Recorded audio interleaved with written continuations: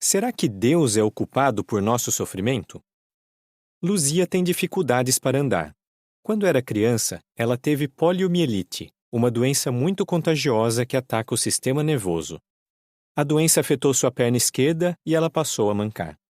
Quando Luzia tinha 16 anos, a mulher para quem ela trabalhava disse: Deus te castigou com paralisia porque você foi desobediente e má com sua mãe. Anos depois, Luzia ainda lembra de como se sentiu arrasada ao ouvir isso.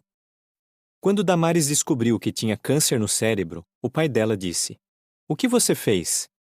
Você deve ter feito algo muito errado para isso estar acontecendo. Deus deve estar te castigando. Essas palavras acabaram com Damares. Não é de hoje que as pessoas pensam que as doenças são castigos de Deus. O livro Hábitos e Costumes das Terras Bíblicas, em inglês, fala sobre como as pessoas pensavam na época de Cristo. Muitos acreditavam que as doenças eram consequências de erros cometidos pelo próprio doente ou pelos parentes dele. As pessoas achavam que as doenças eram castigos pelo pecado. E o livro Medicina Medieval e a Peste, em inglês, diz que centenas de anos depois de Cristo, as pessoas achavam que Deus usava pestes para puni-las por seus pecados. Então, mais de 600 anos atrás, quando milhões de pessoas em toda a Europa morreram por causa da peste negra, será que isso foi um castigo de Deus para os maus? Ou a peste negra foi causada apenas por bactérias, como pesquisadores disseram mais tarde? Alguns podem se perguntar: será que Deus realmente usa doenças para fazer as pessoas pagarem por seus erros?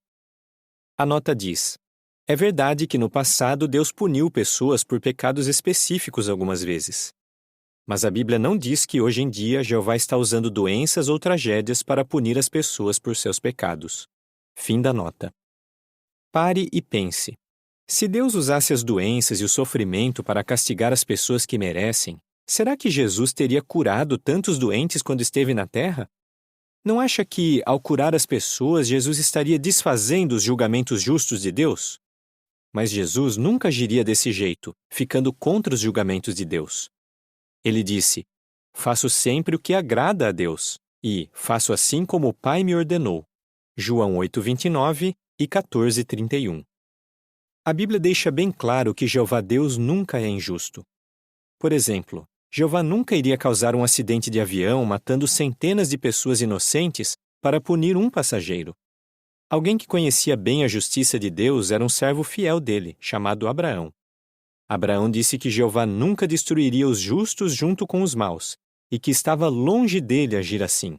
Gênesis 18, 23 e 25. A Bíblia também diz que Deus jamais faria o que é mal ou o que é errado. Jó 34, 10 a 12. O que a Bíblia ensina? Quando sofremos, não devemos achar que Deus está nos castigando por algum erro que cometemos. O próprio Jesus deixou isso bem claro quando ele e seus discípulos viram um homem que tinha nascido cego. Seus discípulos lhe perguntaram: Rabi, quem pecou? Este homem ou seus pais, para ele ter nascido cego? Jesus respondeu: Nem este homem pecou, nem os seus pais, mas é para que se mostrem as obras de Deus no caso dele. João 9, 1 a 3. Naquela época, muitos achavam que Deus usava doenças e sofrimento para castigar as pessoas. Então, quando Jesus falou que nem o homem nem os pais dele tinham culpa, os discípulos devem ter ficado surpresos. Jesus fez mais do que curar aquele homem cego. Ele mostrou que Deus não castiga as pessoas com doenças e sofrimento. Para aqueles que estão passando por graves problemas de saúde, é muito consolador saber que Deus não é o culpado pelo sofrimento deles. O que a Bíblia nos garante? Com coisas más, Deus não pode ser provado, nem prova a ninguém. Tiago 1, 13. Isso quer dizer que Deus não usa coisas ruins para testar as pessoas. Na verdade, em breve Deus vai acabar com todas as coisas más que vêm atormentando a humanidade há centenas de anos. Essas coisas incluem as doenças, o sofrimento e a morte. Jesus Cristo curou todos os que estavam doentes. Mateus 8,16. Assim, Jesus nos deu uma ideia do que vai fazer pelos doentes na terra inteira quando ele for o rei do reino de Deus. Deus enxugará dos seus olhos toda lágrima, e não haverá mais morte, nem haverá mais tristeza, nem choro, nem dor. As coisas anteriores já passaram.